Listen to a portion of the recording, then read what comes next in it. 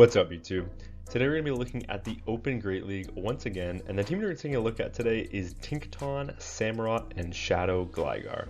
After one of the previous events, I finally had an Oshawott that was decent enough to build, so I built a Samurott, and I wanted to test it out on this team. I also found a lot of teams were disrespecting Tinkaton, Tinkaton's typing specifically, as both a fairy and a steel when team building. So I decided I'd use that, and then Gligar is just a neutral, safe Pokemon that deals with a lot of the weaknesses of Tinkaton as well as Samurott, so these three together worked really well. Before we hop into the battles, I want to say a special thank you to the expert trainer members on this channel, Benny Hemlock, Dr. Green Mustache, and Soham Patil, as well as the legend trainer members on this channel, Big Burden, Andrew Pitten, Moosechew, Noodleman, Speedster, and Jonathan. Jonathan is a new legend trainer member on this channel. Please let me know if you prefer your tag or display name. I wasn't sure which one to go with on this. And if you want your whole first and last name displayed or just the first is fine. But yeah, without further ado, let's hop into some battles. That goes for anyone on my member list, by the way. But into next match, we've got Tinkaton into Bastiodon, into the first match, I should say. And this is an okay lead. We do have two better answers in the back. However, we have double super effective bulldoze, and their smackdowns are resisted. My opponent also decides to throw on alignment, so I'm going to punish them for that. I'm going to shield up, and I'm just going to start firing off more and more of these bulldozes because we have a huge pacing advantage in this matchup. It only takes us 10 turns, and look at that very first match, our opponent disrespecting the combination of Fairy and Steel, and they have a Primeape in the back. They don't even build up to the close combat, so I'm just going to no shield. I'm now going to go for the Bulldoze, and Bulldoze does grab a shield, and now in comes Gligar. Gligar will be met with a Rage Fist from the opponent, and we can no shield that pretty comfortably. Can we outpace them to a charge move? It looks like the answer is no, but I am going to commit the shield right back. And Rage Fist does come through. I'm going to throw the Aerial Ace before they get to their next Rage Fist, but they will be able to shield this up and outpace me because lightning fast pacing on Primeape, we just looked at it on this channel. So my opponent will be able to flip switch here, but that doesn't really matter too much for us because we still have Samurott for the Bastiodon if need be.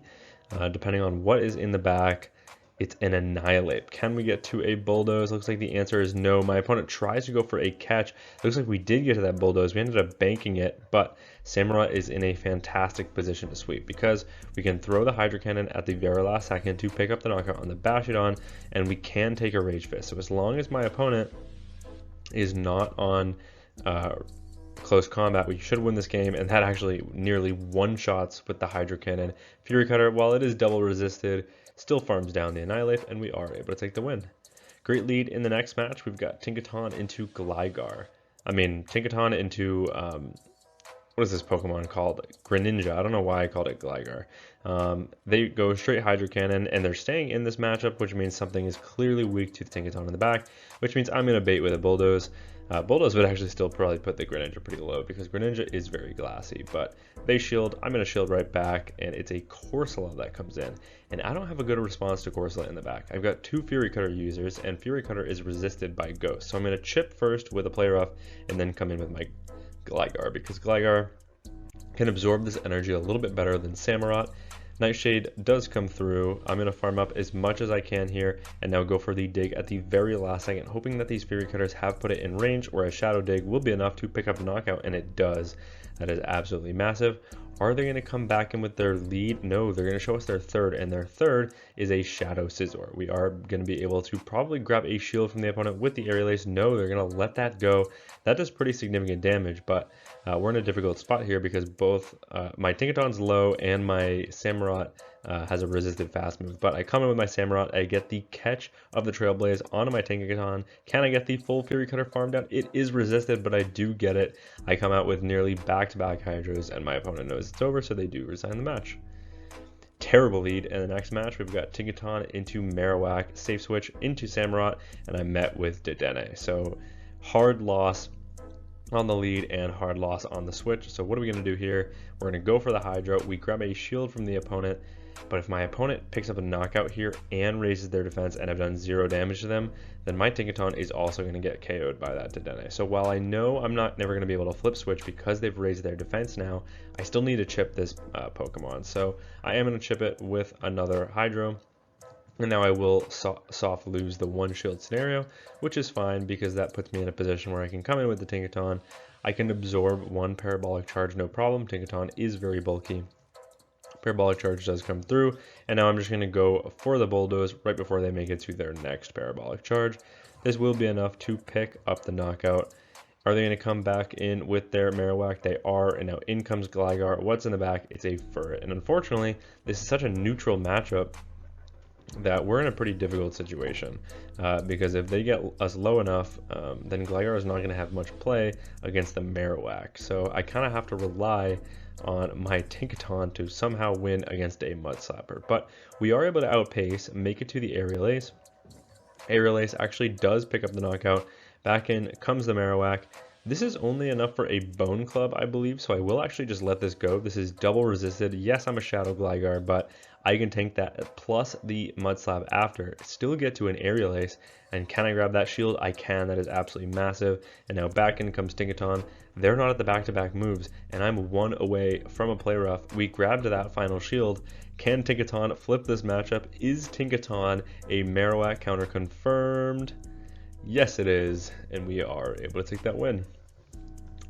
Into the next match, Tinkaton into Dedenne. So we just saw this Pokemon last game, but this time we're seeing it on the lead, and honestly, this is a decent place to see it because we do have super effective Bulldoze for coverage, and I'm going to throw as soon as I get there because Dedennes love to shield the first charge move, even when it's a crappy move such as Bulldoze, because they want to boost their defense.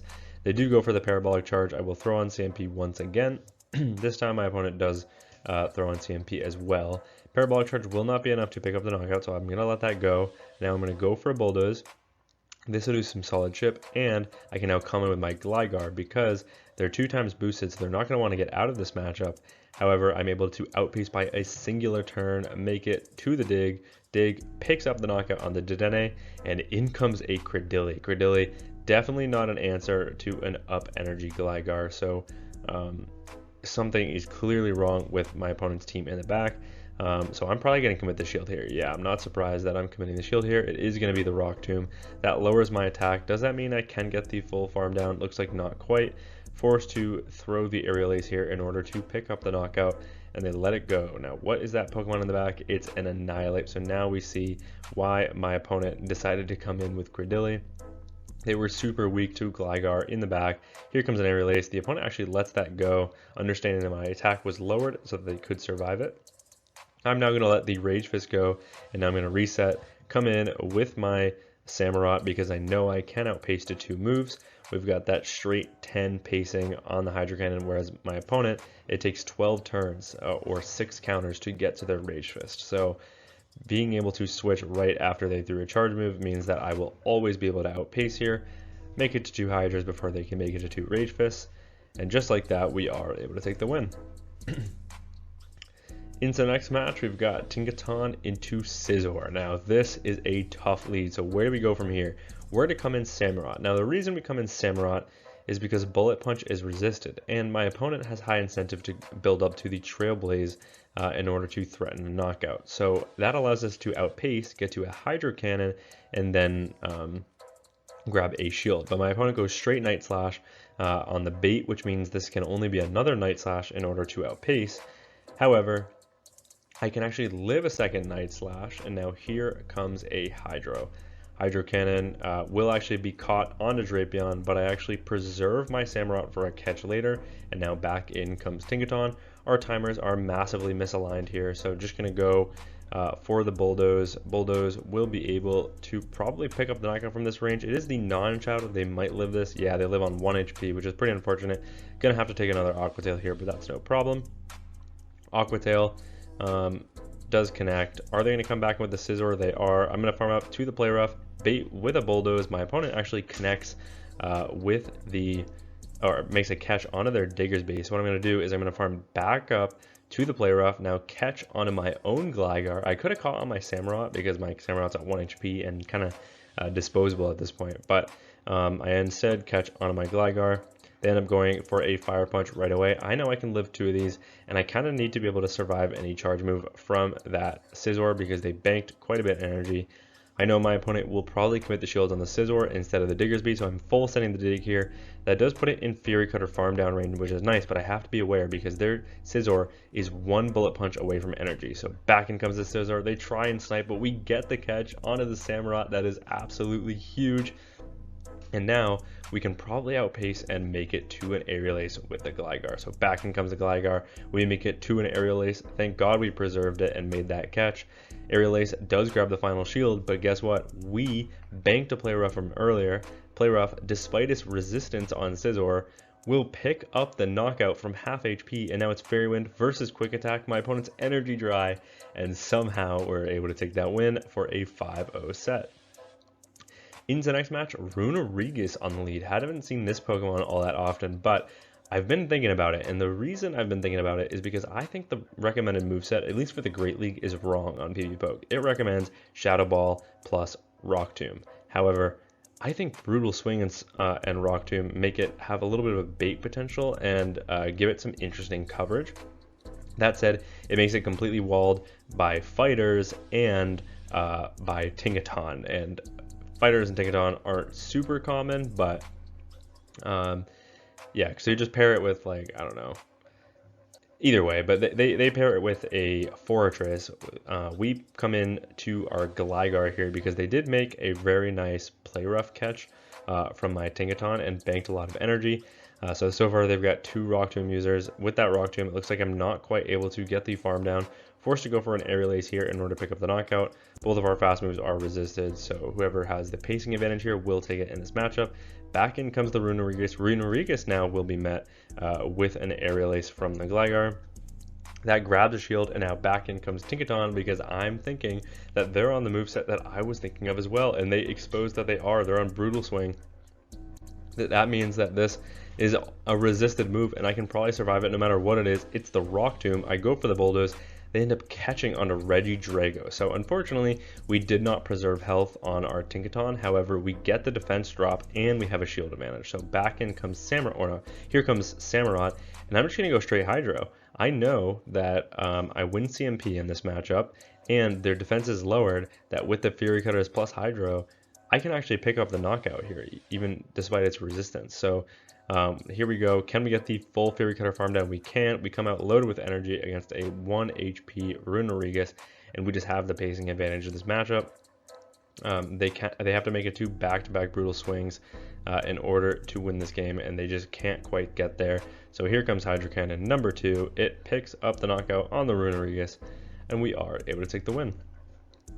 Tinkaton into Lapras. Now this is an okay lead because we do resist the Psy Waves. However, Sparkling Aria is neutral, so instead I'm going to farm up 6 Fairy Winds and catch the Hydro Cannon onto my Samurott instead. Sparkling Aria, oh sorry, the Sparkling Aria. I think I said Hydro Cannon, I meant Sparkling Aria. That said, the opponent staying in this matchup and then just decides to connect with a second Sparkling Aria, which means I can now go for a Mega Horn. Just watching for the catch, they don't go for it. This will connect, and it probably will do pretty massive damage to the Lapras, but they can live it because it is non-stab. But we're still in a decent situation here. We've gotten the Lapras pretty low. I have a lot of residual energy here, so I can just pick up the knockout with the Bulldoze so that I don't have to take a Sparkling Aria, and my opponent will just let that go. In comes Corsola. So we're still in a pretty good situation here because Corsola is not aligned against our Gligar where Fury Cutters are resisted. And I know I can survive any one charge move here. I will just let this go because I don't want my opponent to shield my next Play Rough. I want them to let it go, but instead they go for a catch, but they are unsuccessful. I hold on to my energy, and now in comes Tinkaton. They have farmed it up to the Play Rough, so I will respect it here. But they bait with a Bulldoze. That is a very risky bait for my opponent, but very good understanding of my win condition being my Gligar. I'm not going to bait back though. They've got 2 shields. I had a feeling they would try and call the bait back after baiting on me. And now they do full send the player off. I commit both shields, but at this point they're in aerial ace range. I'm always over farming this matchup, making sure that I have some residual energy in case that Corsola comes back in. Back in comes the Corsola. I'm going to pivot into my Tinkaton, make it to the play rough. That grabs a shield for my opponent, but they still have one more. Can I get to another? I can on 1 HP. That is absolutely massive. Does my opponent know I made it to another play rough? They do not. They let that go, expecting it to be a bulldoze, knowing Gligar wins CMP, so we are able to take that win. Great lead in the next match. We've got Tinkaton into Primeape, and the Primeape once again is staying in this matchup. What I like to do here is throw the bulldoze as soon as I get it, because that's the same time that they get to a close combat. So if my opponent is staying in this matchup, maybe they're just going for a close combat and dip strategy. However, that's not what they do. They go for a Rage Fist, because if you end up throwing the bulldoze on CMP, then they lower their defense.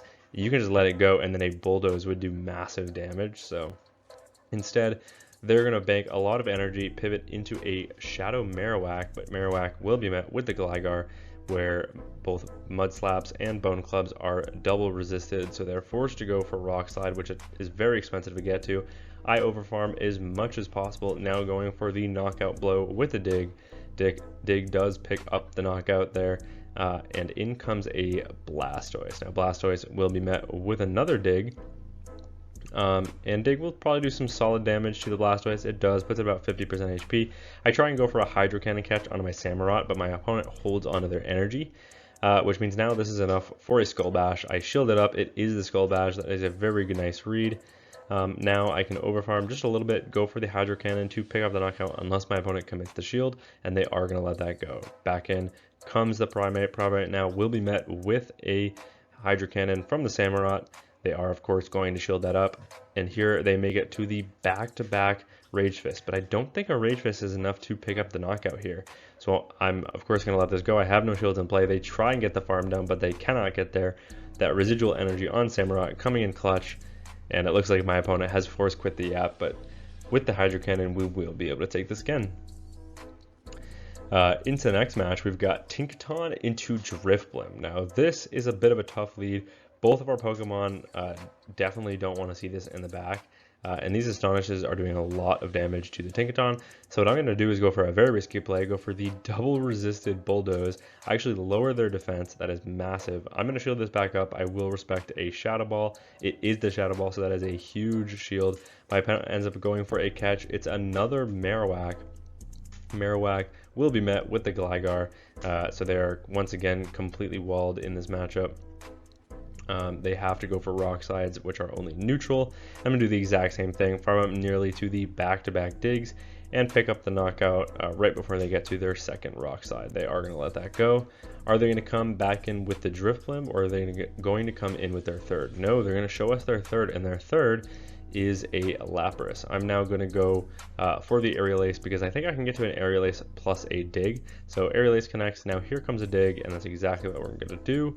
This Dig will probably do some very solid damage, and it does. So they're saving shields for that Drifblim. They end up sniping with an Astonish from the Drifblim, but that's okay, because now I can just come in with the Tinkaton. Now I'm full sending the play rough, hoping that my opponent tries to call the bait here. Do they call the bait? They do not. They are going to shield that up, but now in comes Samurott. I'm going to shield this up. I don't care what it is here. Icy Wind, Shadow Ball. I just need to be able to outpace. It is the Shadow Ball, thank God. Now we can make it to a Hydro Cannon, and this will be enough to pick up the knockout. And now it's Fury Cutter versus Psywave. Their Lapras is super low, so we're going to get the farm down, and we are able to take the win. Into the next match, we've got Tinkaton into Credilli. This is a fantastic matchup as we wall absolutely everything from the Credilli. Acid is single resisted, Rock Tomb is single resisted, Grass Knot is single resisted, so this is an extremely dominant matchup.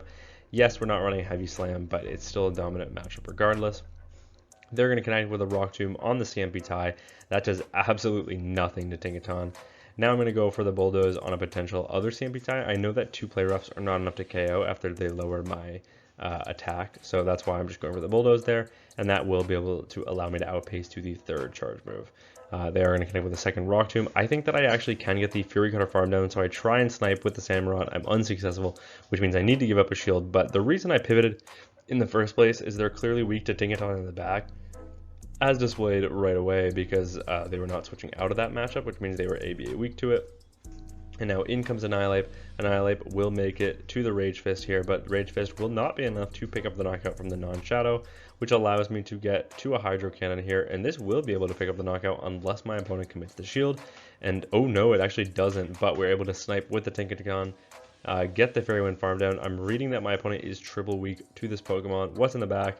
And my read was completely wrong. It's a Gastrodon, but I'm going to go for the Bulldoze, trying to lower their defense. My opponent, losing track of my energy, commits the shield, and they end up shielding a Bulldoze there, which is absolutely massive because that lowers their defense, and we grab one of their 2 shields left in play. Of course, this thing could be on Water Pulse. They end up going for a catch, but they're unsuccessful. Back in comes the Gastrodon. Gastrodon now will be met with a dig, and they are going to shield that up. I will respect a potential Water Pulse here. I don't want to get nuked by it, and it is just a Body Slam. They were at the back-to-back, like they had enough for a Body Slam plus a Water Pulse, which is why you see me trying to catch on my Samurott. But do they have the Water Pulse? They do not. They are on Body Slam plus Earth Power, which allows me to get through the dig and dig from this range. Picks up the knockout on the Gastrodon, and we are able to take the win. Into the next match, we've got Tinkaton into Regidrago. This lead could not be better. Everything is triple resisted. They end up pivoting into Dedenne, and now Dedenne will be met with the Gligar here. And Gligar will take a Play Rough, no problem. We can live that, and they have no ability to farm me down because Thundershock is resisted. Now we're going to go for the hard-hitting dig. I thought about baiting there because I knew my opponent was going to play for Switch as soon as I saw that Play Rough land. Because now they can just go straight Parabolic Charge and boost their defense. However, it doesn't really matter. These Fury Cutters plus the Shadow Dig will be enough to knock them out, even if they go for a double Parabolic Charge here. And that's exactly what my opponent's going to do, but they have no ability of flipping Switch. I'm going to double shield. Unless they get the catch here, then this is in the bag, and they do not. So here comes another dig. Can my opponent survive this? I already know the answer, and the answer is no. Even with a double boost to their defense, they can't quite get there. And in comes their third, which is a Marowak. Marowak now will be met with an Aerial Ace, trying to go for the double resisted Bone Club farm down, or the double resisted Mud Slap farm down. Doesn't work out for them. And now in comes Samurott. Just have to watch for the Hydro Cannon catch, and they go for it, and they were unsuccessful. So we are able to take the win. Into the final match, we've got Tinkaton into Azumarill. This is a great lead because yes, Bubble is neutral, but both Ice Beam and Play Rough are resisted here. So I can just stay in this matchup, tank any charge move. Basically 99.9% of Azumarills are running Ice Beam plus Play Rough. Almost none of them are on Hydro Pump, so I'm not worried about that here. I can no shield it. And it is the Hydro Pump. I couldn't believe it. I was like, of course, the one the one that I see. Maybe they're trying to catch like Scizors off guard or something. I have no idea, but very interesting play from my opponent. They end up now they're able to take it into zeros, which is pretty funny. And they're actually on Ice Beam Hydro Pump, which is even funnier. In comes the Samurott, was going to go for the resisted Fury Cutter farm down, knowing that Bubbles, Ice Beam, and the Hydro are all resisted. But my opponent pivots into a Sableye. So alarm bells are firing. This is kind of an old team. We've got Azumarill Double Ghost that used to be a team that was very popular. But this opponent ends up shielding up the first Hydro. So I'm just going to go for a second Hydro. And if they shield this up, I'm playing out the twos because clearly something is weak to Samurott in the back that they do not want to show me. So just going to stay in this matchup. I will go for the Hydro Cannon to pick up the knockout. But my opponent makes a really nice catch on the Azumarill, so I'm going to undercharge it, only tapping a few bubbles here. That allows me to get the full Fury Cutter farmed out, make it back up to the Hydro Cannon. I'm one Fury Cutter away. That means I can outpace the Sableye. This will be enough to pick up the knockout. What's that Pokemon in the back? It's a Corviknight. So they were not weak to the Samurott in the back, and I think this game is a loss because Gligar is completely walled. Fury Cutter, Aerial Ace, Dig, all of it's resisted. So I have no idea how I make it out of this matchup. Of course, we do have decent IVs on our Gligar, so I'm hoping that means I can survive an Iron Head plus a Sky Attack. And it looks like that's exactly what my opponent's going to go for. They're already at the back-to-back moves. Is this just another Iron Head? Because if it is, it's not enough. Oh, it is a Sky Attack. We live on 1 HP, and we're able to make it to the back-to-back Aerial Aces. Going to commit, and here we go. We've got back-to-back couldn't go for 1 dig because that would do less damage than 2 aerial aces. And now, once this connects, pivot back into my Samurott, Fury Cutter versus Sand Attack, and Fury Cutter ends up getting the farm down before the Sand attacks. Somehow we were able to take that win. I have no idea how with a 1 HP Samurott and a Gligar. That is absolutely absurd. That just goes to show you how bad Corviknight is. Sand Attack is such a bad move. It's truly incredible because it does absolutely no damage. Double resisted Fury Cutters were doing more damage than the Sand Attacks were there. So that is absolutely insane. But yeah, that's going to be it for me from this video. Looking forward to another week of Fossil Cup. Unfortunately, I've got a top teams video coming for that tomorrow. But yeah, that's going to be it for me from this video. Thank you all so much for watching, and until next time, peace.